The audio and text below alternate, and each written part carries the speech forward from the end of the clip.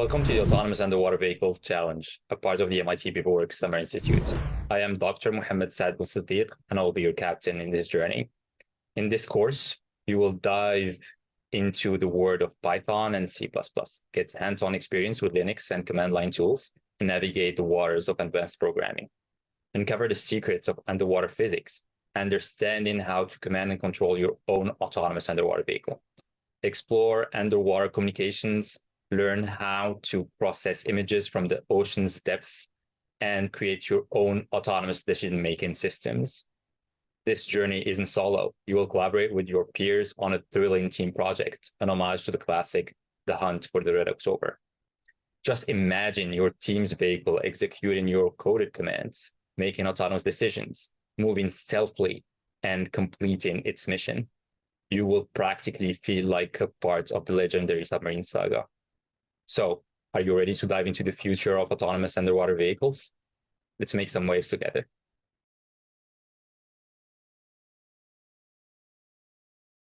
To the BWSI final event, we are AUVC, the Autonomous Underwater Vehicle Challenge. My name is Kayla Shu, and I'll be directing you guys around today. My name is Zoe Guo. I will also be helping directing everyone else around today. We are research students of the Autonomous Underwater Vehicles Challenge course. So we were both here last year as course students, and we both completed independent research projects this year. So this is mine. It's a bio-inspired design project inspired by remora fish, and I tried to recreate a function for autonomous underwater vehicles. As for my project, I researched about the battery limitations of AUVs and how to optimize subsea docking placements so that mission times could be lowered depending on where the docking station was placed. Now, we're going to move on to the teams and see what they have to say about their course challenge. So first, Team Zens, do you guys want to present about your challenge? So we are Team Zens. We are one of the teams for the BeaverWorks Autonomous Underwater Vehicle Challenge. My name is Noah. I'm Cheryl. I'm Ishan. And I'm Zarif.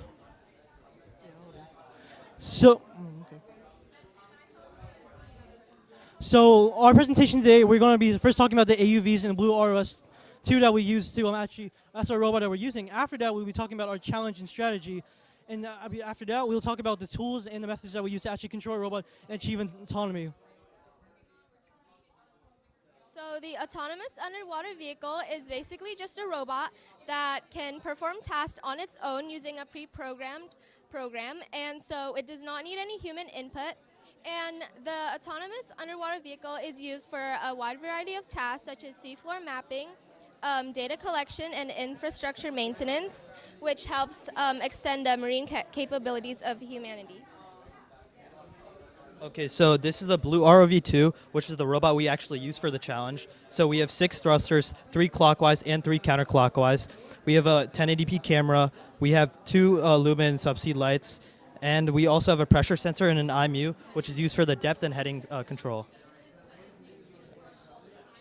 So the challenge rules are that there's 2 robots across each other on a 25-meter pool, and the goal is for the robots to tag each other using the lights, which act as torpedoes, and the first robot that actually does that wins the challenge. So now we're talking about our strategy, and our strategy is composed of 4 main states. Firstly, we have a scanning state where our AUV rotates in place, and using our object detection module, we will look for other AUVs. If it does find an AUV, it enters approaching state where the AUV has a constant thrust applied forward, as well as using the heading PID to keep track of the AUV as it's moving. Finally, if it does reach the AUV within 1 meter and does find an APRIL tag attached to it, then it enters flashing state where it flashes lights, and that's how we win the game. Additionally, we also have fail-safe because in our we might have camera interference or the AUV might get lost. So we have a fail-safe that keeps the AUV moving forward for a set distance that can be introduced through the approaching state or the flashing state. And after we go through the flashing state, we'll go back to scanning, creating a closed loop that achieves autonomy. So our AUVs use ROS2, which is a Python-based middleware used for robotics programming. And we also use nodes that ask individual programs that can handle and control the systems. And the nodes are publishers, subscribers, topics, and service and messages. So for our challenge, we used a variety of simulation and programming softwares and platforms. All of our code was done on Raspberry Pis. We have all of our code uploaded to a GitHub repo that we can all work from, and those are just some of the programs that we used for programming and training our object detection models and stuff like that. Okay, so now I'm going to talk about PID, which is proportional integral derivative, and we use that for the robot to give the robot precise movements, and we use that for the depth and heading control, as mentioned previously. So it uses the past, present, and future error values to regulate the variable speed, and the error is basically the final position minus the current position. So firstly, we have the P constant, which is the main driving force, and it gets the percentage of the thrust variable based on the proximity to the final destination. We have the I variable, which reduces steady state error, and we also have the D variable, which is the brake, and helps stop the robot and prevent overshooting. So another thing we use is called April tags. April tags are a type of fecundal marker that we can use for any computer vision in our robotics application. This helps us find a helps us estimate the pose, the distance, and the angle of other AUVs. And what we do here is that. Can we move to the next slide? So firstly, we take the image that we get from our camera and convert that to a grayscale.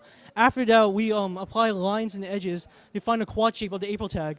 Then, based off the April tag, it's used has black and white bits, which represent zeros and ones, which we can then match to an existing family, see if it's a valid April tag. And that way we can get distance and heading to help localize our own robot. So beyond April tags, we also used YOLO, or You Only Look Once, object detection.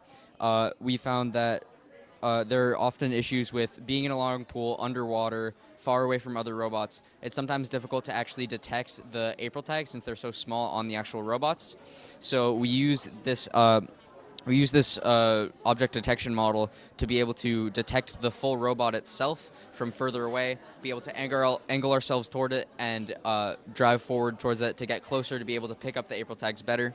And then once we're picked up on the April tags, we can maneuver more accurately and tell exactly how far we are.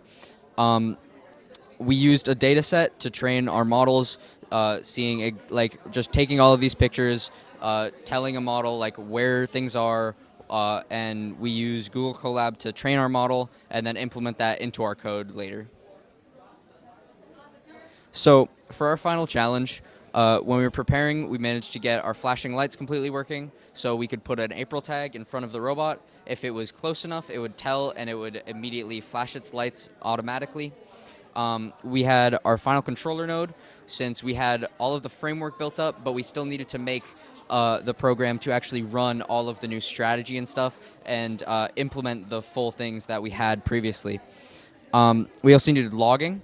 We needed to log a video and everything that was happening in the actual code, so we could see, oh, if this isn't working, is it a code issue, or we can see if it's hardware or something like that, and just play everything back, see exactly what happened. To qualify for the final challenge, we had to run a code to just go down to a certain depth and move in a straight line using our PIDs, and use parameters to go to specific random things that we were given right before. And then once we got to an actual match, we unfortunately weren't able to do too much. The control worked, so we would go down, we would spin around, go into our searching stage, but unfortunately we had issues with the camera not publishing the images to the actual code, so we weren't able to get the computer vision actually running. But that's it. Thank you so much. Hey, thank you for this amazing presentation. We have one question for you. What do you guys think were some of the biggest problems and successes of your strategy?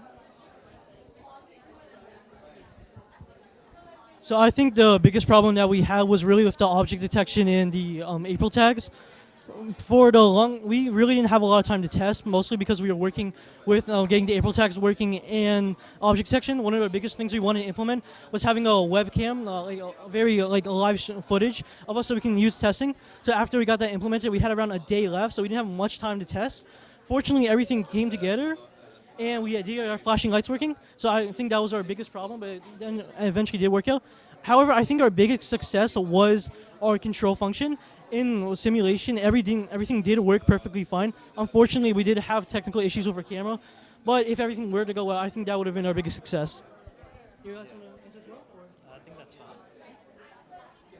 Sounds great. Thank you so much, and congratulations on completing the course. Let's go. Okay. Do you want to introduce? So now we're going to move on to the next team, which is Platform 6 3/4. So hello, we are Platform 6 3/4. My name is Jack. That's Sajani. That's Mohita. That's Aiden. And this is what we did for our final presentation. So the main idea of this challenge is to have somewhat of a 1v1 battle where the AUVs face off, and the winner is the one who uses their light torpedoes to flash the other AUV first. For us, the first thing that we did when approaching this challenge is thinking about our different strategies. We first brainstormed 3 different strategies, which were all very different, called Charge, Minefield, and Drift. One of these was very proactive, which is Drift, which is where we would track the AUV, head towards it, drift around it using the AUV as a fixed point of our circle, and then attack it from the back so that it would have no chance of getting us at all. Another one of our strategies, Minefield, was somewhat of the opposite. We would sit and stay in place and wait for the other AUV to approach us, where we would simply flash it first to get the win. Our final strategy was somewhat of a combination of the 3 of these, called Scanning Charge. We implemented object detection to track the other AUV, and then head towards it slowly and flash it when we got there. All right, so the way we used object detection and detected our AUV was through 2 different kinds of computer vision. The first is called YOLO, and the other is April tags. So for YOLO, this is how you draw these bounding boxes around the AUV, and the 2 models we tested were YOLO V8 and YOLO 26. And the one we ended up choosing for the final challenge was YOLO 26 because it had better performance and better efficiency. So we also ran a few ablations to see whether grayscale or colored would make the model better. And surprisingly, the grayscale model actually performed better and also was more efficient. And we also experimented with different video resolutions. So the default video resolution of the camera is 480 by 640. But we found that by downscaling it, we were able to increase performance or not sacrifice much performance while also increasing the efficiency. And then we also tested whether multiple classes where we had different viewing angles of the AUV was beneficial or whether we should use just one consolidated class. And we found that one consolidated class gave the best performance. And then for April tags, we were required to have April tag detection for the scoring the final challenge because on the AUV, for an AUV to score a point, you have to be within a meter of another AUV and then turn on their flash, which is called a light torpedo. And the April tags let you verify whether you're actually within a meter of that other AUV.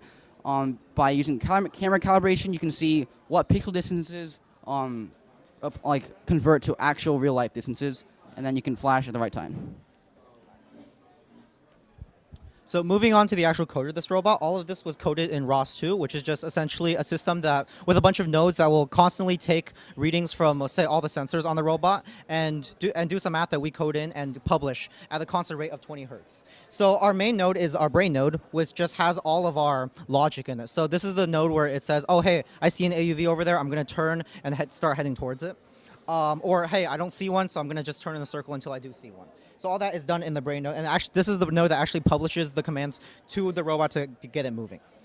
We have a bunch of helper nodes too that publish to the brain node, and it just decides what to do with that publishing. So we have a depth node to control our depth. We have an angular node to control our heading.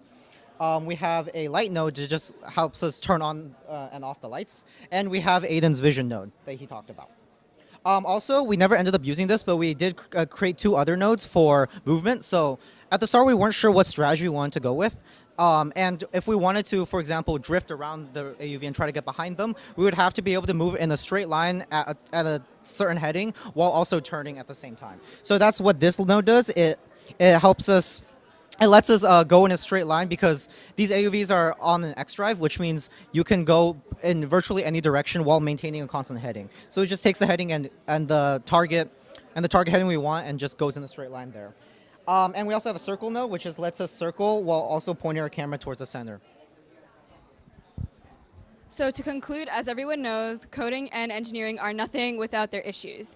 One of our big moments of failure and discovery was when our light torpedoes weren't firing. So we had to look through all the different potential points where we could have had errors and try to go through everything and make sure it was right. So first of all, we have to check, okay, do we write the light node? Is it connected to the brain node? Is it actually calling back what we want it to? Next, is it is the syntax correct? Is it physically connected? So we go from the computer to the Raspberry Pi to a link box to the AUV. Are all of the connections secure? Is the code actually where we want it to be in the right place? And sometimes there's an unlucky scenario where we might have gotten the AUV that doesn't actually flash. And so in that case, we have to look in our logs actually to see whether we see that it flashed or not. So this comes with a bunch of challenges, obviously, and we found out that when we have a different error message, progress is always better than perfection. And so some of the other things that we learned is how to collaborate as a team. So we split up writing the different nodes, and we each brought what we knew to this program. And then we ended up having a successful run. Thank you so much for listening. All right, thank you so much, Platform 6 3/4. We do have one question for you, which was, what was your favorite moment of this course or challenge? Simply just when it worked. I remember a few days before the final thing, we had like one or two runs where everything worked, and then the very next day it just all broke. So we spent that night just trying to fix everything, and then honestly, I think it was like 5-10 minutes after the deadline it was supposed to be, then we finally qualified for the challenge. And I think we did pretty well given how stressed we were. So yeah, it's very nice when everything works in the end. Thank you for your presentation and congrats. Okay. Next we have the Search and Aquatic Destruction team. So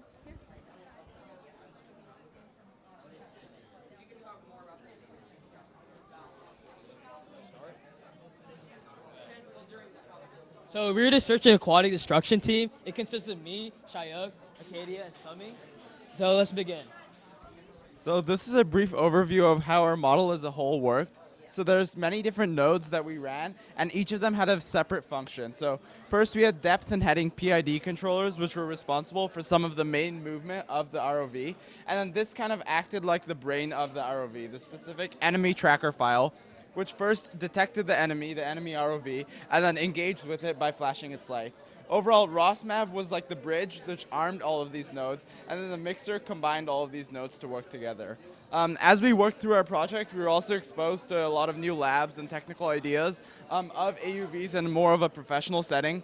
One of them was through MIT CCEL, where they had projects such as Pearl, which was like an AUV docking hub, and we actually got to go to the river and see it. We also got to see how the Navy uses autonomous underwater vehicles, or submarines in this case.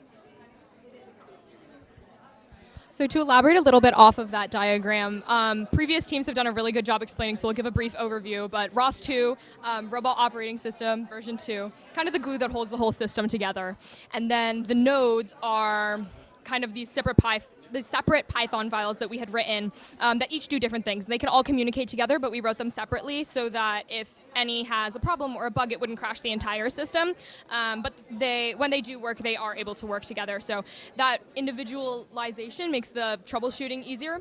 And so some examples of the nodes was that we would have these heading nodes that make it go forward, depth nodes that make it go down, and light nodes that connect to these sensors to see where the ROV is, and it'll shine a light when we're within 1 meter.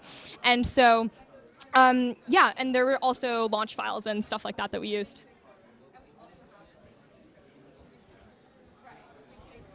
So how do we identify the objects? We use something called YOLO. You only look once. So it's a type of training model which serves an efficient and fast way to train the images to identify. The biggest problem we had was we had a limited amount of data sets to work with. So we had to separate each file to testing for certain photos and also training for certain photos. We had to annotate most of these images so the model can understand which one is the ROS and which one is the water. Yeah. So outside of the YOLO models, we also use April tags for a more short-range detection.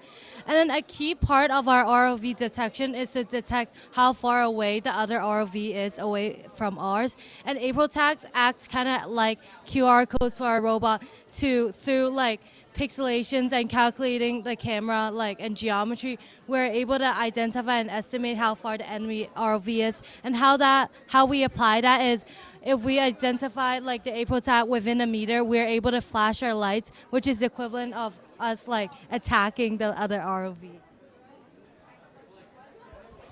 So these would be some examples of all the different types of data you would need in order to have like a fully robust YOLO model. So this would be the raw camera feed you'd be getting from the ROV, but if you wanted to run your ROV in a more complex environment like a river or an ocean, you need to see how it works under many different types of degradations at very high severities, because in really hostile environments like the ocean, you have to be able to still have a functioning ROV in those environments. So we kind of did a side project on how this impact of the open loop object detection would impact the overall mission success rate. So the way we did that was we ran a simulation in Gazebo, which was useful for a lot of the testing, and we injected several different degradations and saw what the open loop frame detection was and then how that compared to if the mission actually succeeded. And we saw that the object detection early in the process in the open loop was not a good representation of how the mission success would work. So even in these really hostile environments, ROVs can still succeed. So we want to say thank you so much. Thank you so much for listening. We hope that you go and you explore all of the other projects because they're absolutely amazing. BWSI put together an amazing program where everybody has these such cool creations with such amazing applications. So yes, and we also want to say an immense thank you to our instructor, Dr. Saad, and also our TAs, Aisha, Aya, and Victor. Genuinely, we could not have done this without you. All of the humor, all of the humor, all of the positivity, and all of genuine patience was so vital to helping us succeed. And so thank you so much for going above and beyond, being so generous with your time.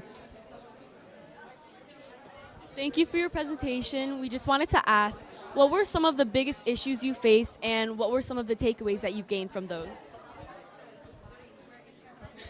Okay, so here are some of our most memorable struggles. So to start off, that there were tons of bugs. The technical bugs are difficult to explain. Some things we still don't fully understand. So other than that, we had some issues when our robot wouldn't move and our lights wouldn't turn on.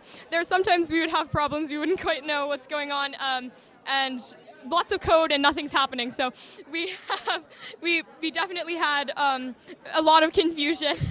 Sometimes, but yeah, we definitely got through it together. And these were what we used to run all of the software, our Raspberry Pis, which were basically the computers we use. And it seemed like whenever they were disconnecting was when we needed them to connect to our ROVs the most. But overall, once we got some nodes talking to each other and all the code kind of working together, it felt really satisfying whenever we got something to work. And one time lunch was late. I think that was our biggest struggle. Also, some of our biggest takeaways was learning how to debug and learning how to troubleshoot. It was really important that we work as a team to solve problems together, to rely on each other's strengths, and also help each other's weaknesses and be empathetic towards each other. It's often very frustrating, and through this project, we're able to learn more about how to be empathetic towards each other and help each other solve problems. And also very important to help ask questions by our amazing TAs who are able to help us a lot. And also our amazing instructor. Thank you. Thank you. All right, and now on to our next team, Team Gryffindor.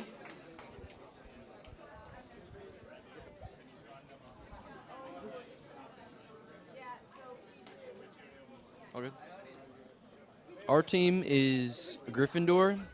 We participated in the BWSI AUV Challenge, which was a 4-week underwater robotics course hosted by MIT. Hi, my name is Liam. Our team consists of Griffin, Sophia, and Yuji and I.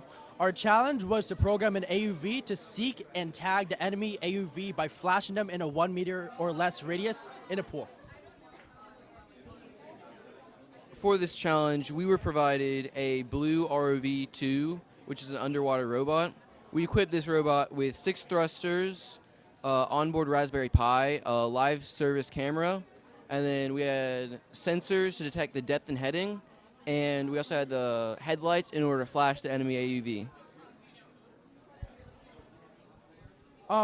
Our strategy was to have our AUV initially spin around in a circle. No, just spin, So it will detect any AUV around it, close or far. Once it has detected the enemy AUV, it will lock onto it and surge forward to close the distance. If the enemy AUV gets out of line of sight, or it's not being tracked anymore by our AUV will stop and continue the spin to retrack the enemy AUV. Once our AUV gets into a 5-meter distance away from the enemy AUV, our AUV will spin around in a circle around the enemy AUV to get to the backside to minimize risk of being flashed. And then our AUV will lunge forward when it is facing the backside of the enemy AUV to flash within a 1-meter radius distance. Sorry. But of course, just a diagram isn't enough. Now we have to actually implement this, and to do that, we coded Python in a framework called ROS2, which essentially uses many different individual pieces of code called nodes that then do their own thing and then publish and receive messages through these topics. Now, this is our core code framework. We basically have our depth and heading controller taking the location of our AUV in the image, and then calculating how much we have to turn and how much we have to go up and down to center it. And then we have a distance calculation using the size to calculate how far we are approximately. We send that to our PID nodes, which then turn the how much we have to turn into actual thrust values that then get sent to our publisher node and then to the AUV. Now, we also actually have a bunch of other auxiliary things, but the most important out of these is the YOLO model, because we can't just say find an AUV. Next slide. We have to actually train something called a convolutional neural network, which essentially uses a bunch of different filters to just find the most important parts of an image and then detect our AUV. For this, we trained something called a YOLO model, which using 1,500 images of the AUV in the pool, we then had it draw bounding boxes around what it saw was an enemy, and then it worked. But of course, just implementing this isn't enough, and anyone who knows coding knows that the hardest part is actually when you're not coding. Sophia will explain. We encountered a lot of challenges while we were testing our AUV. The most prominent, although expected of which, was the AUV would move in a squiggly line across the pool. We figured out that this was an issue with our heading PID. PID stands for proportional integral derivative, which is really just a fancy way of saying that it helps the robot make small adjustments to get to where it needs to be. And the issue with our heading PID is those small adjustments were too large and overcorrected, which made the robot rotate from side to side like that. And when combined with a forward movement, it moved in a squiggly pattern. We fixed this by tuning our PID values to make sure that the robot would move to one heading and stay there as it went forward. Another issue we encountered was while we were circling around our opponent AUV, sometimes the robot would get a little bit too close to the other side of the pool. We only had one side of the pool that we could use for testing, and going on the other side where swimmers were could have got us disqualified. So obviously this is a very big issue. So we decided to try to use Python's CV2 for line detection to see if we could detect when our robot crossed the line.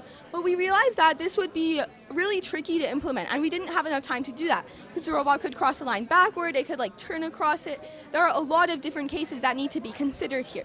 So instead, we decided to make the robot move in a smaller circle around the opponent to minimize the risk of moving onto the other side of the pool. Another sort of related issue was sometimes our YOLO model misclassified which side of the AUV we were facing. Our model splits whatever side we're facing into 3 classes: the side of the AUV, the front of the AUV, and the back of the AUV. When it detects the front, that's when we want to move around it so we don't get flashed by our opponents. But sometimes it would misdetect the front and cause us to have to go around the AUV when we really didn't need to. That's all. Thank you.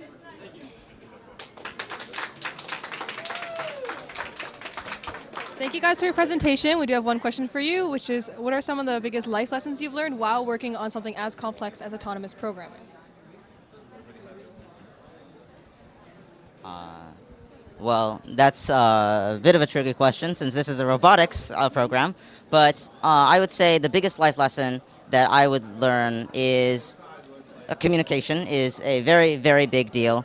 You can't really be specializing in every single field at once. You have to just pick a single thing, and then you have to talk with other people. You have to even collaborate with between different teams. Just you need to do a lot of talking with people who do know things that you don't know, essentially.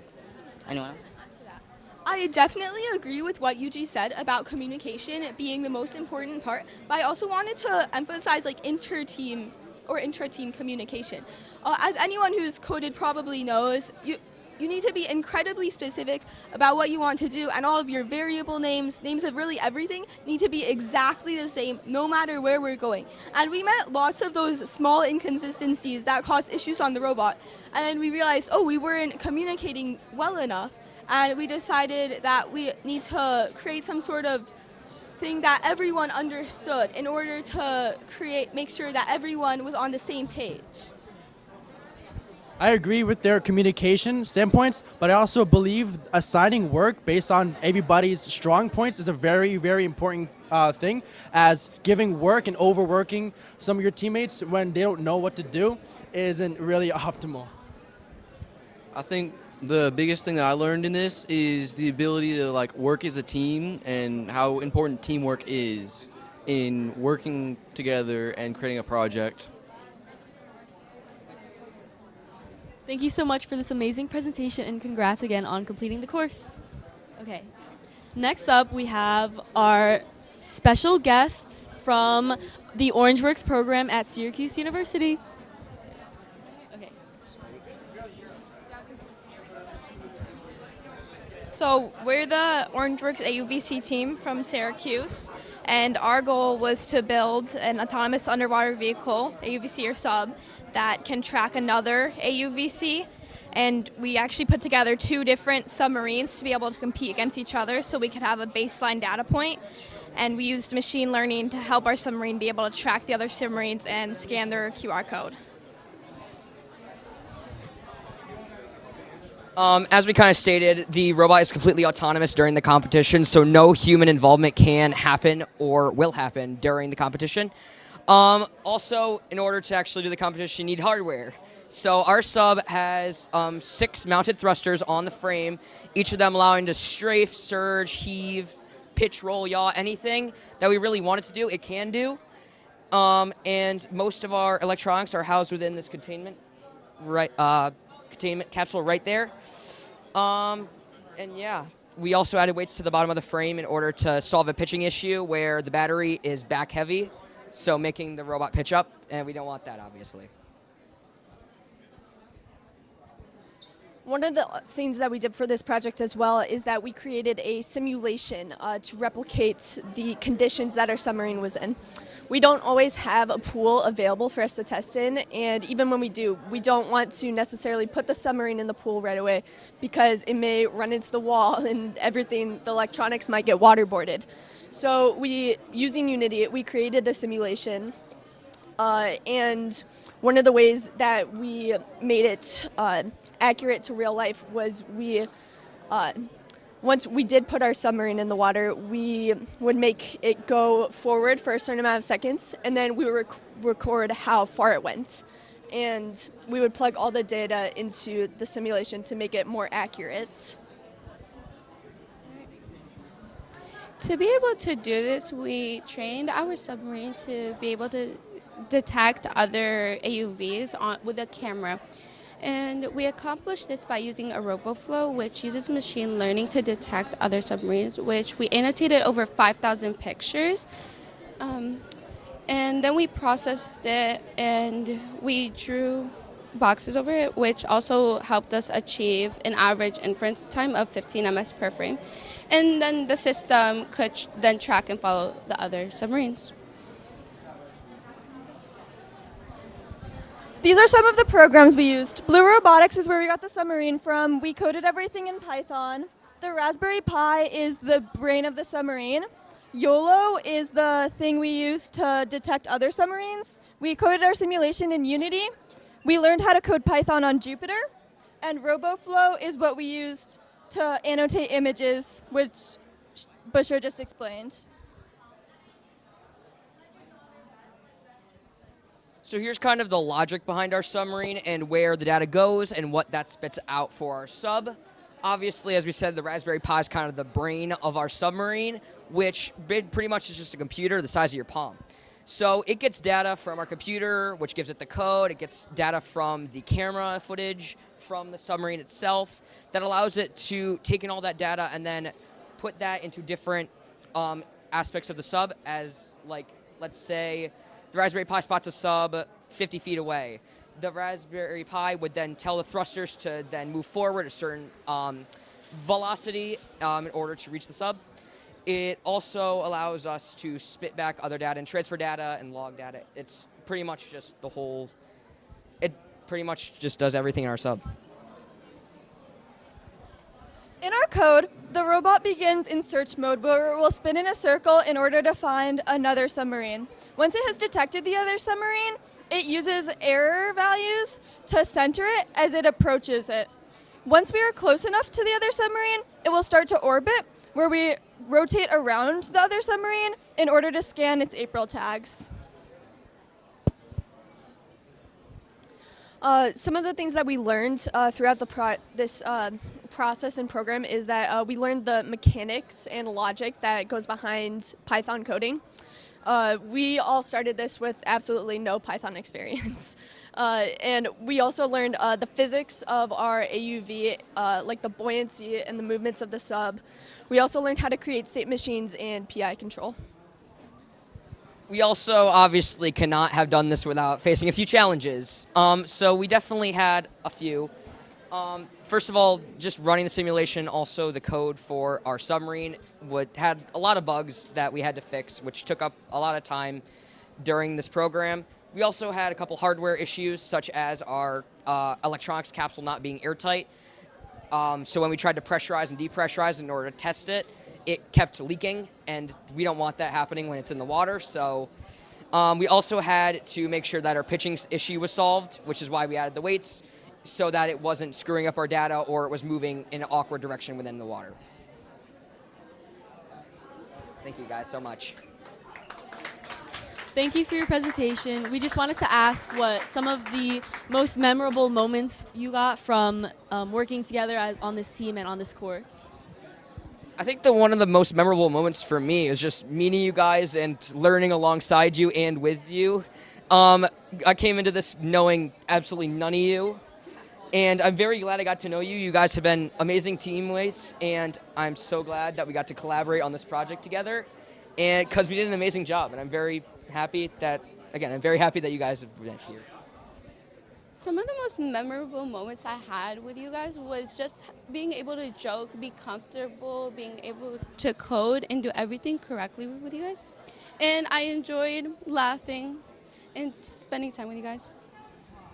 I really enjoyed going to the pool and testing our submarine. We had a lot of fun there, and even figuring out problems with the submarine mid-session as we're trying to scramble because we only have an hour to fix everything. I think when we first came into this program, we were all kind of on our own and separate, and I really loved getting close with everyone and coming together, coming in a little group. I've really enjoyed our trip to MIT. It's been really nice. It's a very nice city. Okay, thank you again and congratulations. Yay. Okay. Now on to our final team to present their strategy. It is that deep.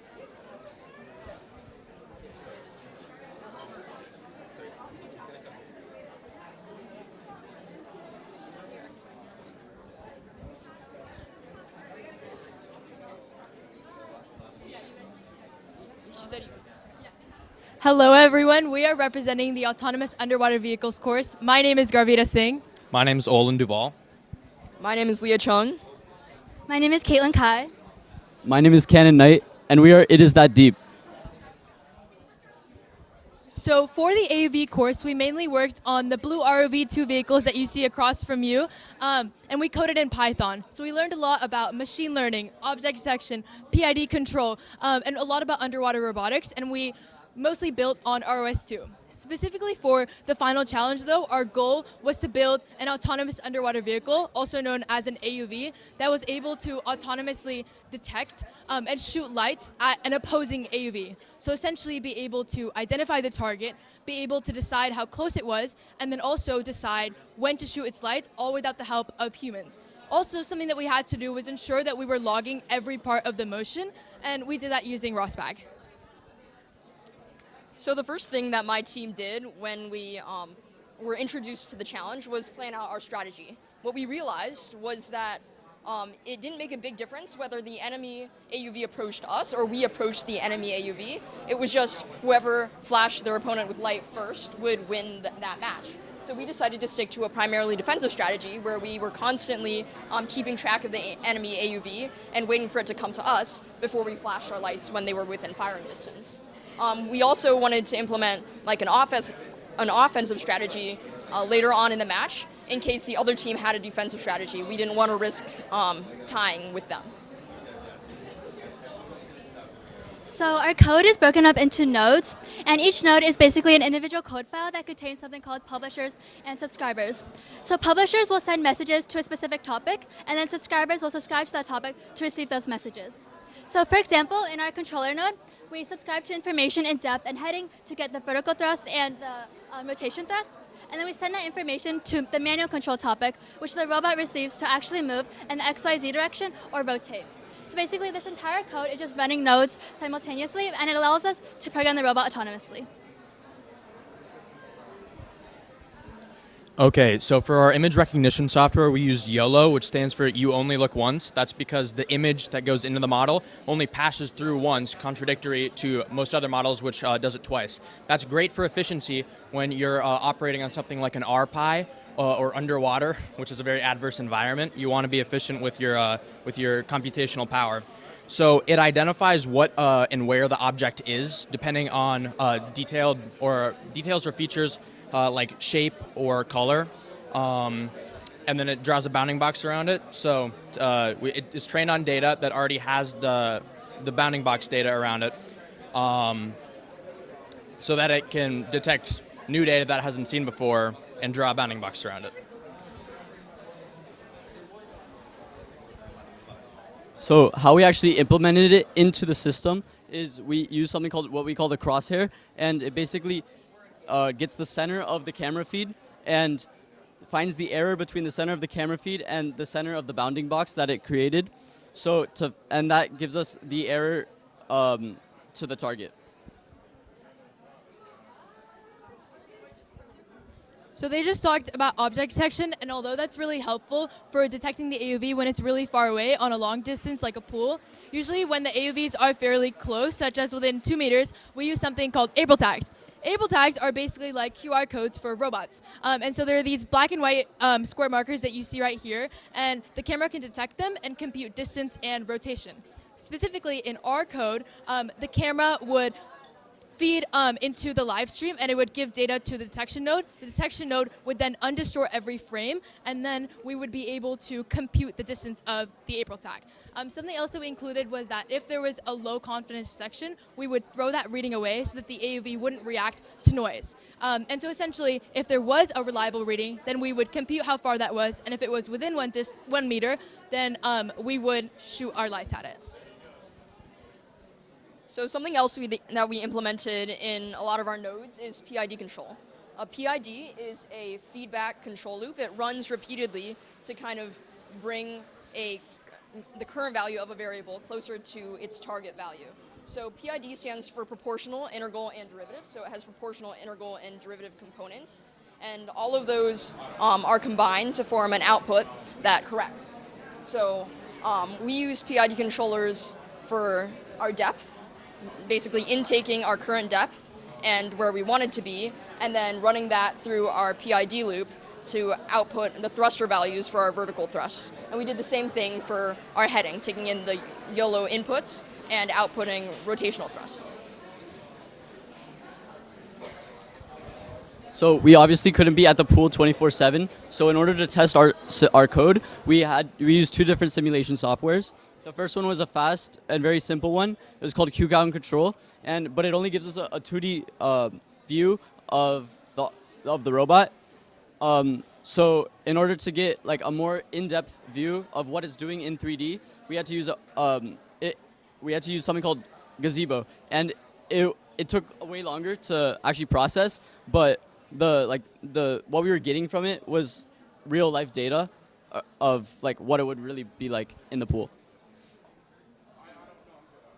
So this is a clip from one of our final competition.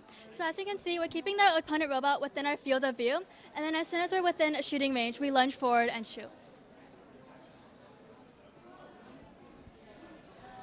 So some future work that we were able to make a lot of progress on throughout the course, but that we weren't necessarily able to implement due to time constraints, are things like making synthetic data in a 3D environment.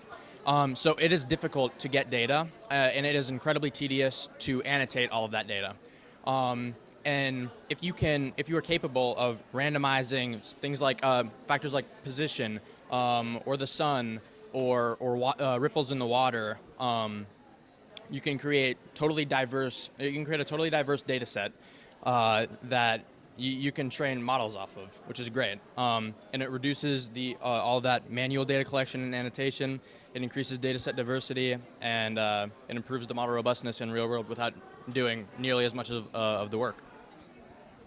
With that, thank you so much for your time. Remember that it is always that deep, and we will take any questions. Thank you guys so much for your presentation. Yes, we do have one question for you, which is, if you guys could return to your first day selves and give them any piece of advice, what would it be? Yeah.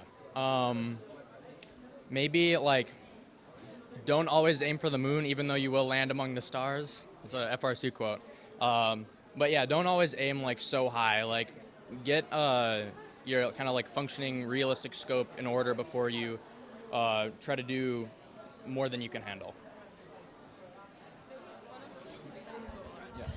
I think something I would tell myself is that like how good of a time I would have here. I think on the technical front, like we got a lot of exposure to underwater robotics, which I'd never worked with. So like really working with ROS2 and all these different technical things that we implemented, I think it was really, really awesome, and it gave me a lot of a better understanding of like what I want to pursue, and then also that like I would have such an awesome team because I think we all work really, really well together, and I think we've done a great job. So yeah.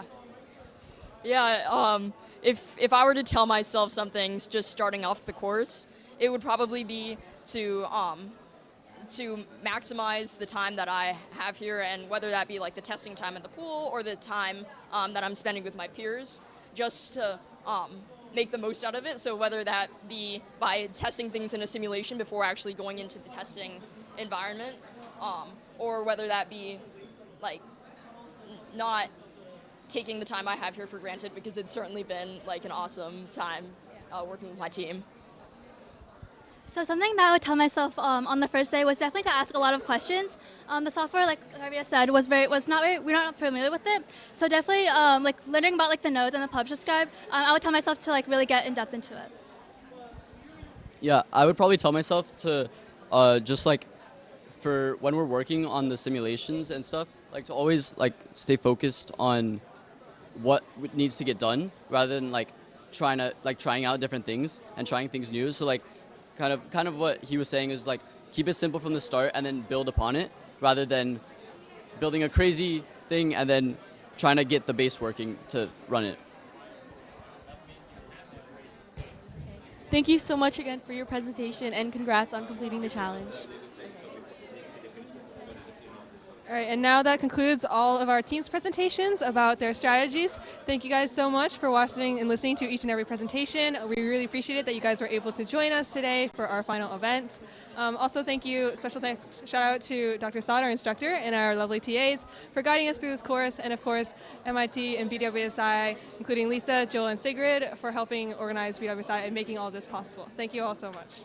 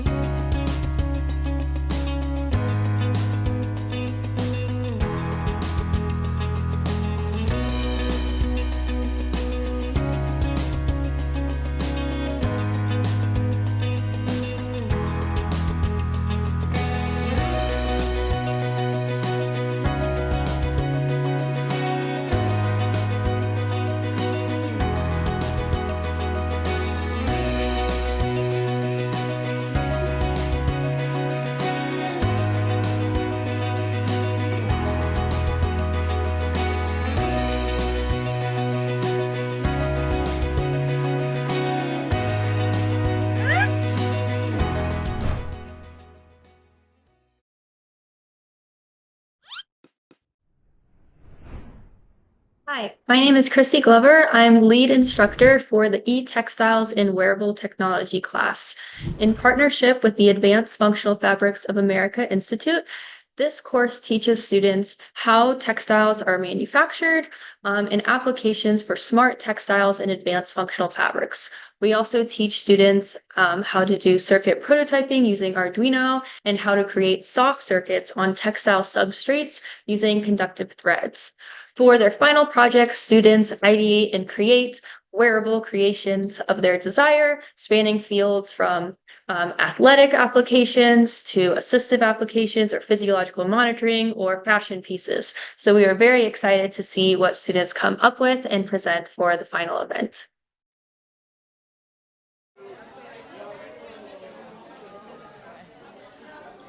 Hi guys, I'm here with the E-Textiles course, and our first group that we're talking today is the Remo Glove. So if you guys could introduce yourself and tell me about your project. Yeah. Hi, my name is Saket. My name is Arslan. My name is Lisa. Okay, so essentially we made a glove where you can put your hand inside, and every time you move your hand, it articulates those movements into a robotic hand. But also, everything the robotic hand touches, you also feel inside the glove. So if you can see here, if you like move your hand, the camera in the computer maps out those joints into angle like positions, and it tells the robotic glove to move the wires in a certain way. And these are pressure sensors, so if you touch it, she can feel it inside the glove through vibration. And some application of these would be in surgery or bomb defusal or coral reef exploration. For example, let's say coral reef exploration. Under the current status quo, a lot of robotics, they rely on a rigid movement and they end up cracking the coral reef sample. But through this, we really understand how hard you're gaining a grip on those coral reefs, and you make sure that you're not holding on too hard, but also not too soft. So to connect this circuitry, we have on the robotic hand pressure sensors, force-sensitive resistors, which measure electrical resistance, which then translates to vibration motors, which are attached to the glove. This is an E-circuit, so we have used a circuit Playground Express, a multiplexer, and 3 motor drivers connected to vibration motors in the fingertips. So you can see the circuit is sewn in with conductive thread, and we also use some cables for easier connections. And it's flexible with the mesh glove that's also a little stretchy, so it fits more users. Okay guys, what was the biggest challenge during your project? I think a big challenge we had was with the E-circuit, because with mesh and just flexible fabric, it's hard to get really strong connections. So our vibration motors did not always work 100% of the time, and it took a lot of troubleshooting, finding short circuits within the conductive thread, a lot of patience, some trial and error, but in the end we made it and it works pretty well. It's just that with fabric and flexibility, it's kind of hard to get 100% of the time. I would say like another challenge we faced was connecting the 2 parts because they're so different, but we really meshed them together and made this a final product. Okay, congratulations you guys. Thank you. Okay. And now we're gonna move to our next group. Are you guys ready for an interview? Okay, here we have our group Modulo, and if you guys could introduce yourself and tell me a little bit about your project. Yeah. Hi, I'm Maddie. I'm from New York City. Hi, I'm Ayana. I'm from Dallas, Texas. Hi, my name is Anisha. And we created Modulo, which is a modular garment engineered for the homeless population. So I'll just go over some of the problems. Basically, homeless people experience a lot of environmental and systematic challenges every day on their day-to-day lives. And those can include susceptibility to a lot of germs, bacteria that's outside, susceptibility to severe weather, harsh temperatures, and also having difficult access to healthcare and getting a job. So we wanted to create a garment that can address each of these problems and have a solution for each in their own unique way. And that's why we created Modulo, which is a modular design that can adapt between a jacket that's specifically for weatherproof And for example, our material choices, we put a lot of intentionality behind it. For the outer layer, we used recycled nylon, but also for the middle layer, for insulation, we used a waffle knit, which is also designed to trap body heat while also being lightweight. And lastly, for the innermost layer, we chose 100% bamboo, which provides a lot of moisture wicking aspects to it, but also antimicrobialness and odor resistance. So the second version can be the storage duffel bag, which essentially could be used during the day when the user doesn't want to wear the jacket or the sleeping bag. And it essentially keeps all the pockets and storage components, but it also can turn into a sleeping bag during the night. So Anisha can take you through why we chose these specific. Yeah, so I think some of the best parts of this solution is obviously, like Maddie talked about, the storage aspect. The bag has the pockets that are in the jacket, and it's very spacious, so it allows them to carry all their personal belongings. Another really good part is how, the materials we chose, like how it keeps them clean and, allows them to retain their dignity. And also, I think a very cool part of our jacket is the thermal regulatory system. And so basically, we have this electrical component here.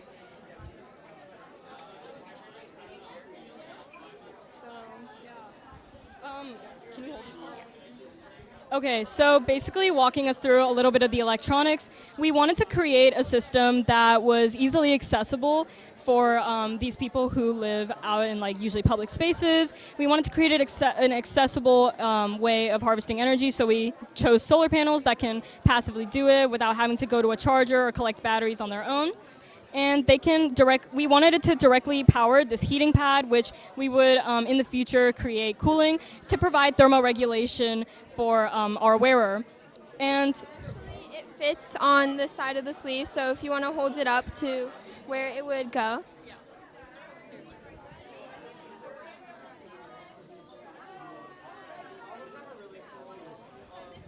Theory be on the inside of the jacket. There is an insertable area for waffle knit, but also removability. And as you can see, we can transform this jacket into a bag. Should we do it? Yeah, let's do it. Let's give a little demonstration. So first, the jacket form has a full hood, and you can take it off and unzip it, and it can turn into a duffel bag. Okay, so first, Maddie's gonna lay it down on the table, and she's gonna zip it right up. In a second. Yeah, there we go. And then first she lays it out, and then she's going to fold it up over. There's actually a strap that it's tucked in inside of the jacket via Velcro or buttons for the future. And we fold the sleeves in. We're also going to fold those using buckles. Currently we're using Velcro just for a V0 prototype. And then you flip it over.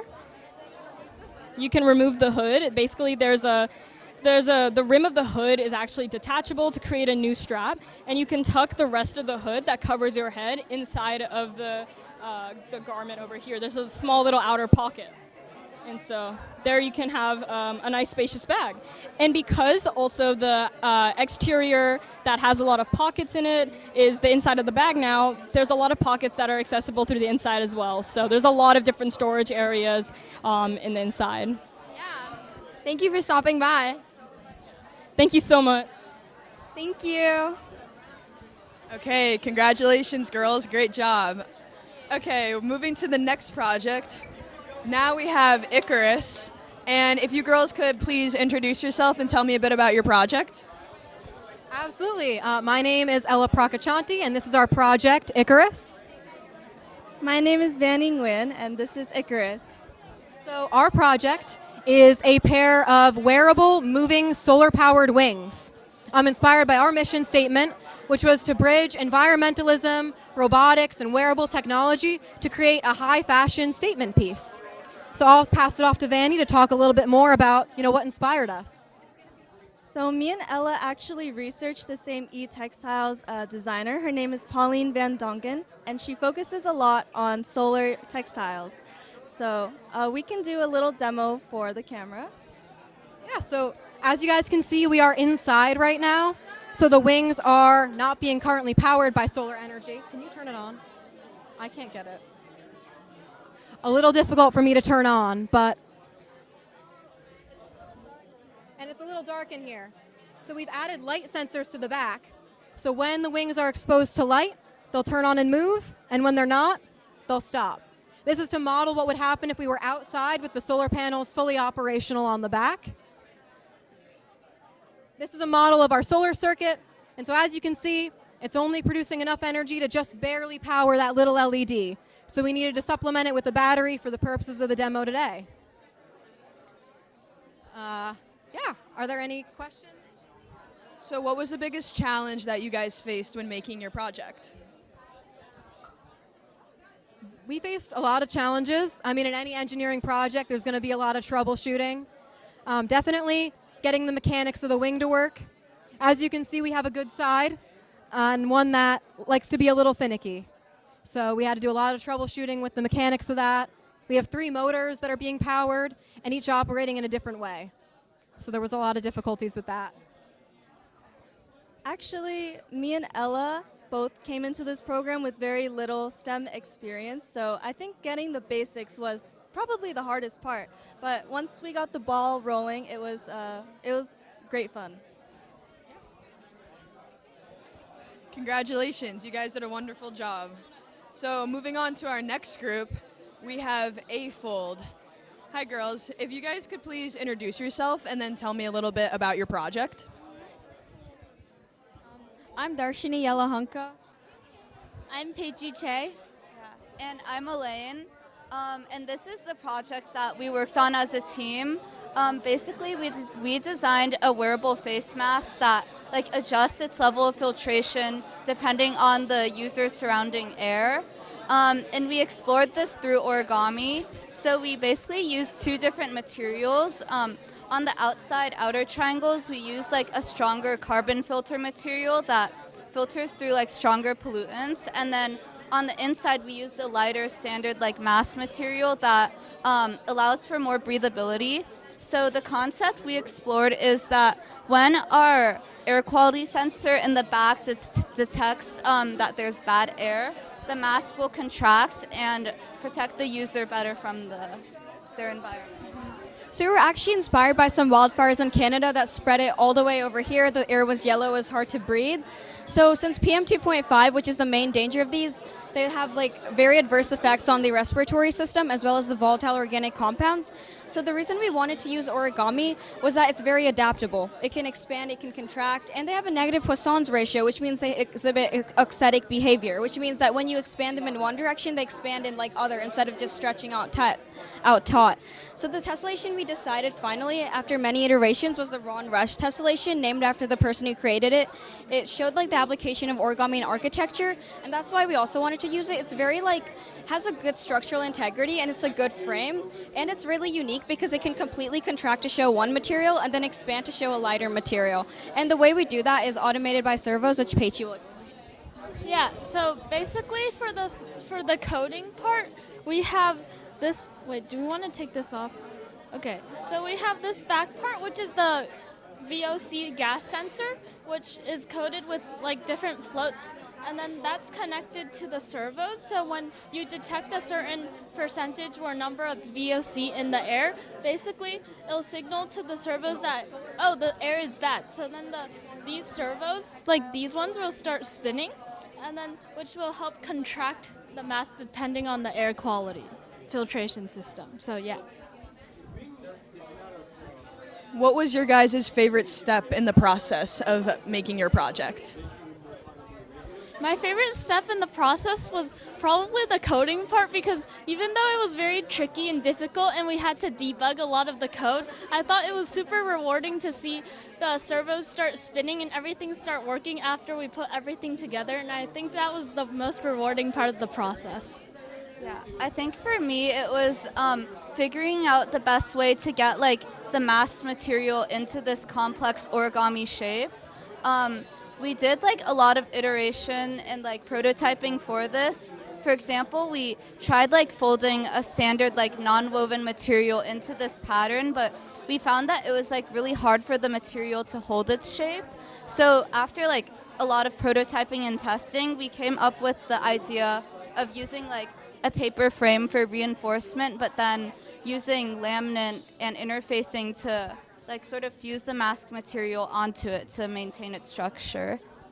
My favorite part was definitely making all the origami tessellations and learning about them. I've always been to origami as a kid. It was always a fun hobby to do. But when I grew up, I loved seeing like origami technology and its applications in engineering and as a metamaterial. I love learning how it has like a lot of mathematical modeling. I was able to see the relationship between surface area and the folds and tension. And as someone who loves math and loves origami, it was really cool to see how they can correlate and how we can model origami in so many ways and how it's like so applicable in engineering today. Okay, and here's the mask now that they created for their project. Okay, congratulations, girls. You did a great job. Okay, now we're moving on to our next group, Sonic Vision. And if you guys could please all introduce yourself and then explain to me about your project. Hi, I'm Cindy. Hello, my name is Otacon Sevic. Hi, my name is Kaylor, and our project is called Sonic Vision. So I've actually been working on this project for the past 2 years at Duke University's Ignite program. And when I came here, I knew that I wanted to make this project as good as it could physically be. That's why with my team, we have created the second version of this. The biggest problem that the deafblind community is facing is waist level and above injuries. As you can see in this chart right here, it shows how most injuries are occurring once a month that is head level. There is no current protection or a sustainable way to solve for this. As you can see, most people in that community are using a cane, a dog, or they're relying on somebody else. That will remove their sense of independence. At the end of the day, this is the best solution that we have come up with.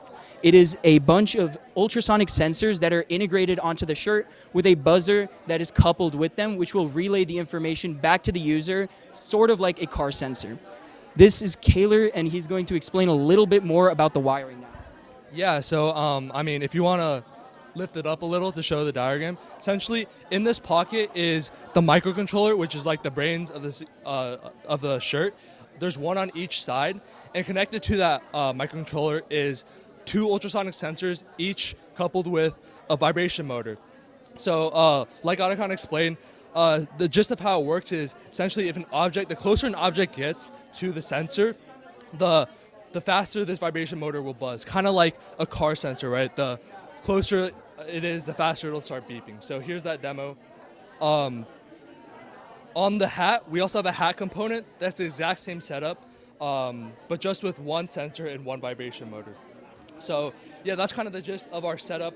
We use motor drivers to power the motors to amplify the current so that there's enough power going into the vibration motors.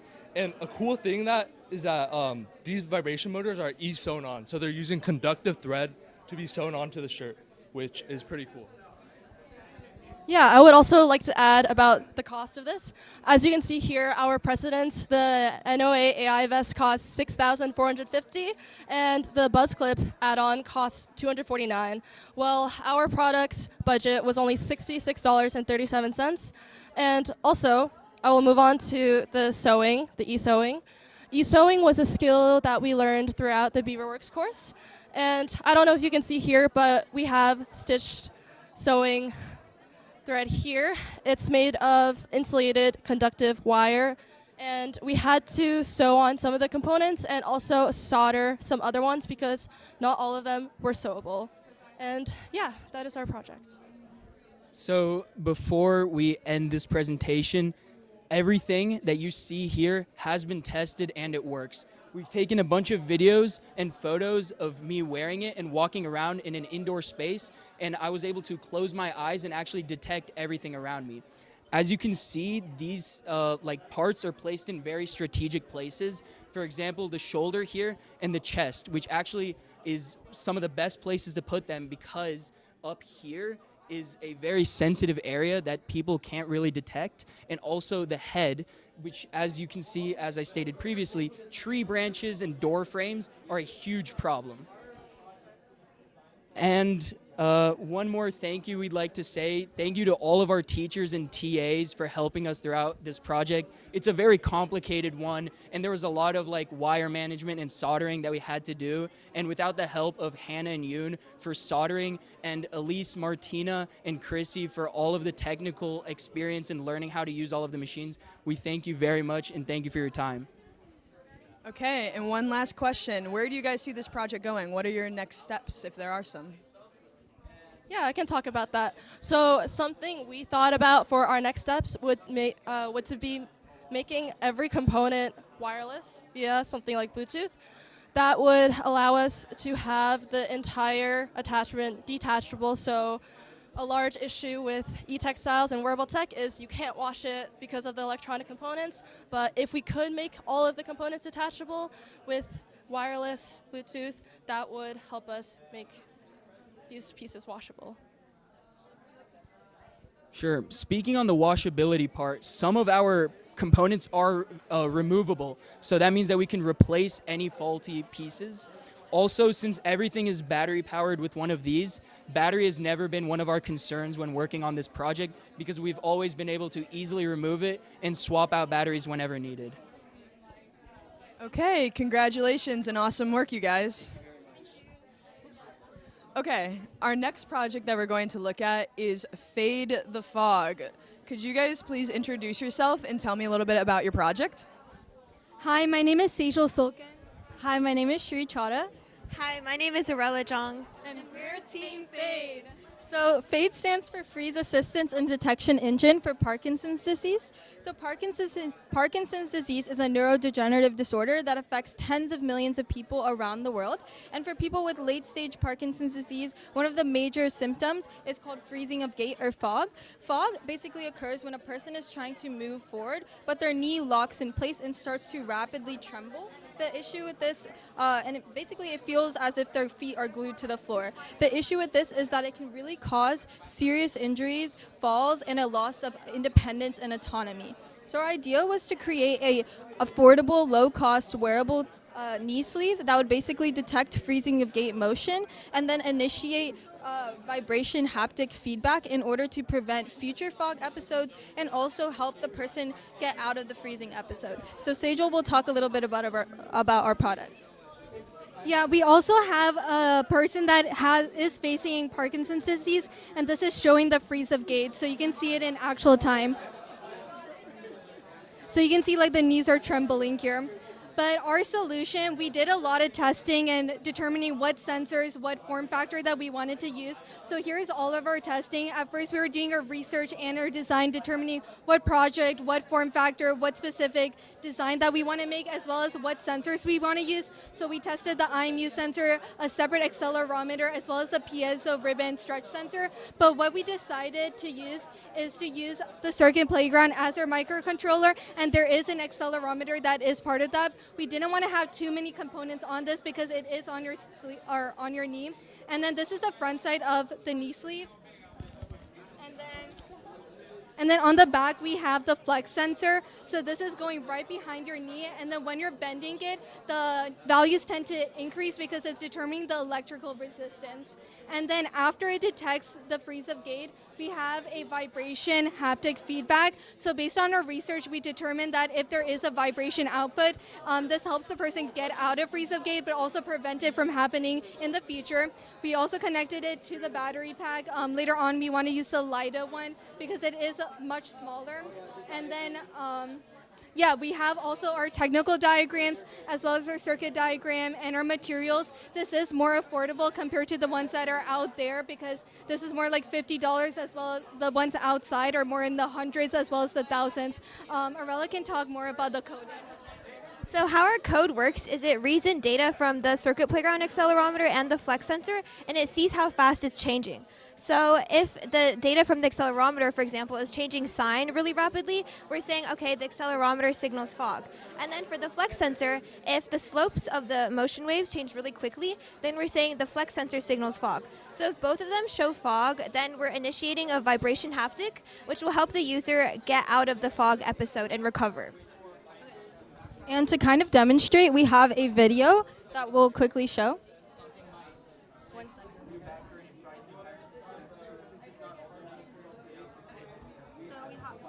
So we have this video that kind of shows how exactly the product works. So it's designed to be pretty seamlessly integrated and kind of hidden underneath the clothing, and also able to be put on easily. So how it works is that when the person's normally walking, no vibration would be initiated, versus with the simulated fog, which we simulated this trembling type freezing of gait, it would initiate a vibration haptic. And on the display, you're able to see if it detects the fog or it does not detect the fog, and it will show fog confirmed. When the person leaves the freezing of gait, it says fog not confirmed.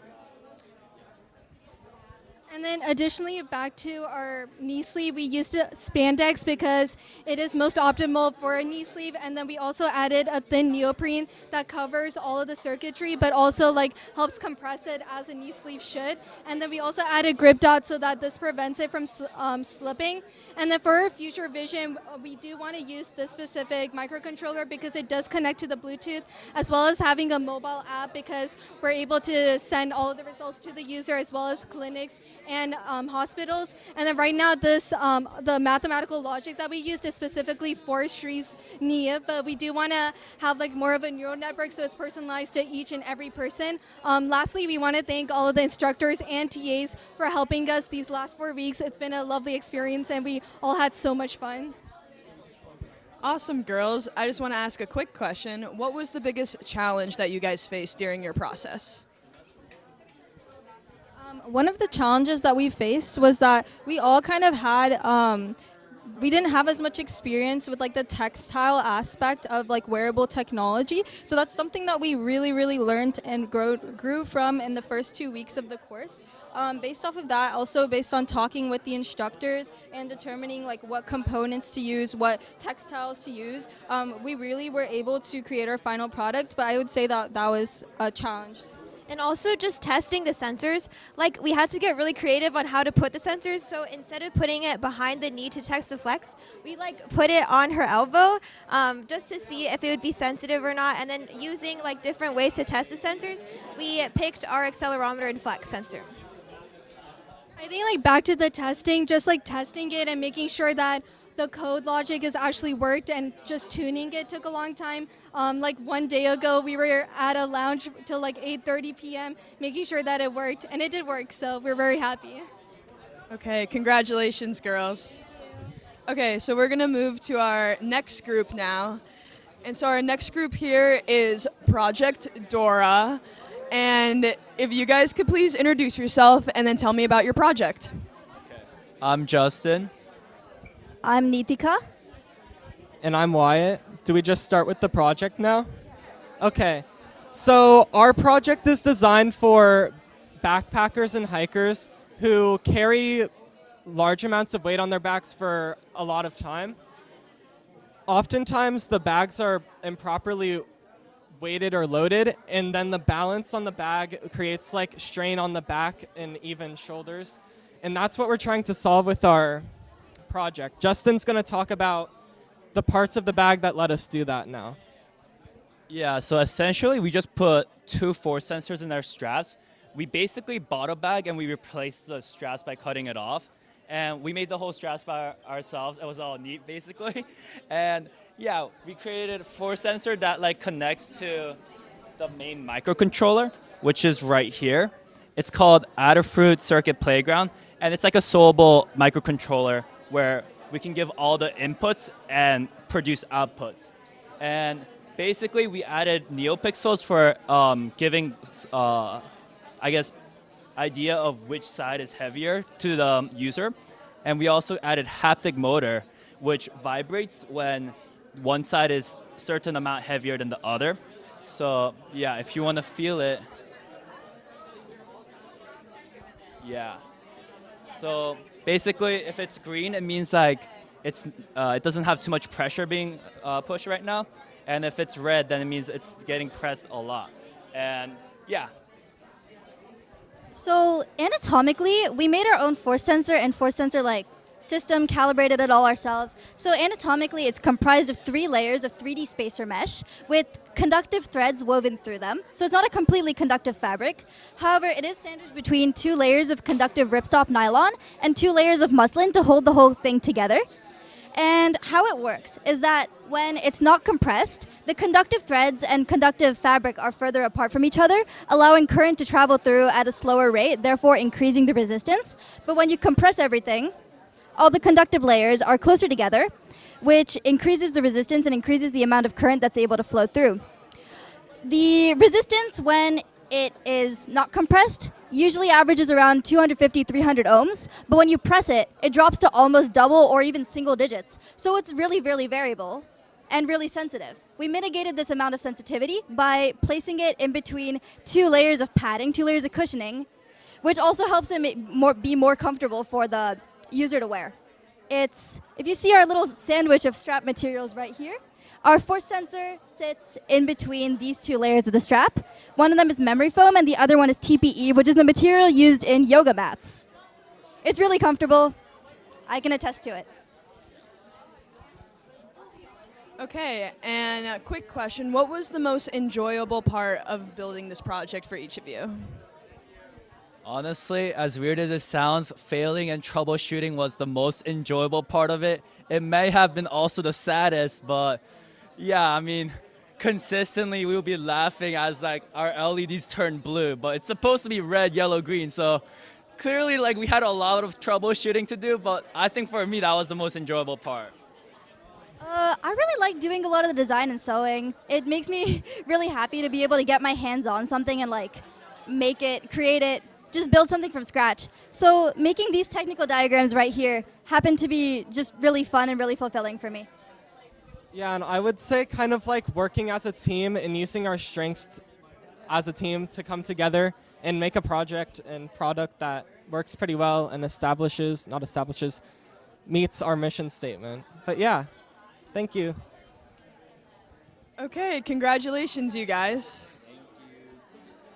Okay, we're on to our next project now. Hey, Noah, are you ready for your interview? Okay, so here we have one of our research students he was a student last year and he's come back to do further research on his project. So if you would introduce yourself and tell me a little bit about your project. So my name's Noah. I'm from Illinois.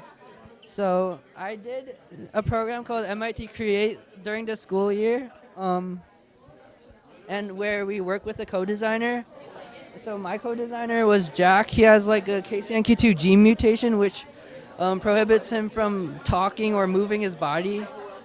He can only control his eyes.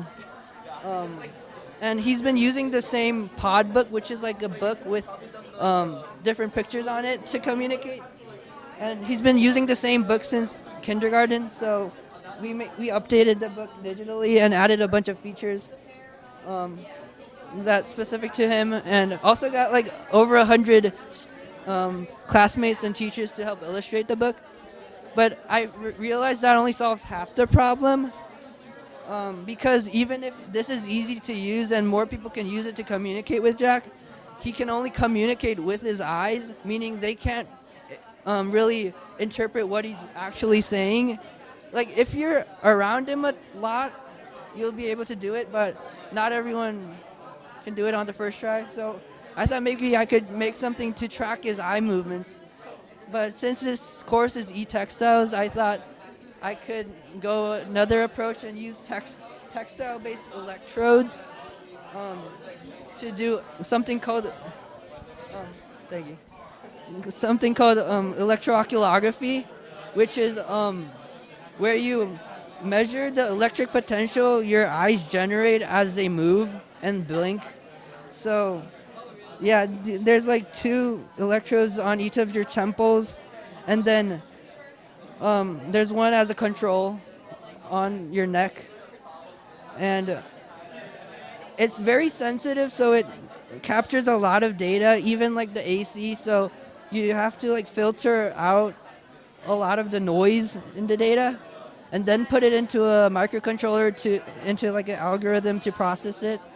And then right now I have two LEDs that either indicate left or right based on how, like one blink or two blinks. I also made a Morse code component, but it was too chunky to actually integrate into the hat. And yeah. What was your favorite part of continuing this project and building this hat? I think the most fun part was like troubleshooting the electrodes and using textile-based ones instead of the normal types most other people use. Yeah. And what was the biggest challenge that you faced? Probably filtering out all the noise. Yeah. Can we see your hat on?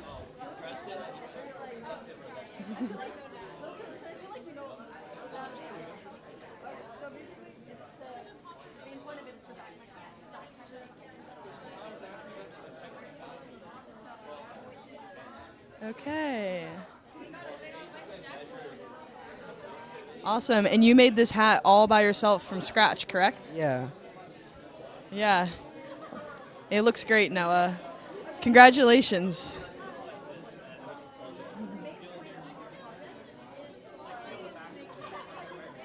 Awesome. There is Noah's Jack hat. Okay, so we'll move on to our final project. Okay, so our last project is another research student. She was a student with eTextiles last year, and she came back to continue her research. So here we have Migraine Chill. Could you please introduce yourself and tell me about your project? Of course. Hi, everyone. I'm Lily Swilling, and this is my project, Migraine Chill. I started it last summer with, if you see right here, Prototype 0. It was a cloth-based, non-invasive migraine treatment device that had vibration motors as well as a gel ice pack. But I wanted to continue working on this specifically through the MIT Create Challenge, where the AT stands for Assistive Technology. And I worked with a woman at my church who had chronic migraine, and I continued working on it. So what I have currently is a 3-modality non-invasive migraine treatment device. I have cryotherapy in the front through a Peltier cooler system. I have kinetic oscillation motors to kind of mimic like a massage. And then I have green light therapy to be a preventative treatment for phototherapy, because green light is the only wavelength in very low concentrations that actually decreases the amount of migraine days that you have in a month. And from that, the woman that I worked with also said that she wanted to be able to predict her migraines. And so main thing when I was doing my research is that I found that you can actually predict migraine through something called heart rate variation. And when heart rate variation goes down, that's when a migraine is about to happen. And so what I worked on this summer was essentially working on creating a wearable to collect that heart rate data. And then I created a program that filters that data into the correct syntax or format, and then collected it on an online API called Edge Impulse to eventually use for training. And the reason why I wasn't able to actually train a neural network during this time at this program is because there's not enough data out there for HRV during migraines, and so that's why I actually had to collect it myself. And so I'm planning on, for future work, to continue working on collecting this data after the program, getting it from people who don't have migraines, people who do have migraines, and hopefully HRV cases when HRV is also impacted, such as epilepsy or stress or sleep deprivation. And so that is Migraine Chill. Awesome. Can we see your new wearable that you created? Can you hold it up? Yeah, so this is my current wearable that I made. It has a custom 3D printed enclosure that slides, and it opens to my circuitry inside. I have a 3.7 volt, a 500 milliamp battery for 12 hours of life. And inside I have a Xiao NRF 52840 microcontroller that has Bluetooth capabilities, so that's how I connect it to my computer in order to allow for that data collection. And then I have a Max 3102 pulse oximeter, which uses PPG, photoplethysmography, which essentially looks at the amount of light that's reflected off of your blood vessels in order to get that real-time HRV monitoring. And there's a little opening at the back in order for easy access to the skin and the blood vessels. And so you wear this on the inside of your wrist. Okay, and my last question is, what were the biggest challenges that you faced making this project? I think the biggest challenge that I faced during this project was that I was looking for data in order to train this neural network, and that was the main thing that I wanted to do going into this program, was that AI prediction aspect. But I actually wasn't able to find the data that I wanted, so I had to rescope. And that was kind of unexpected, but I think in the end I'm so proud of my project and what is accomplished. Congratulations, great work. Okay, and that is all of our e-textiles projects from summer 2026.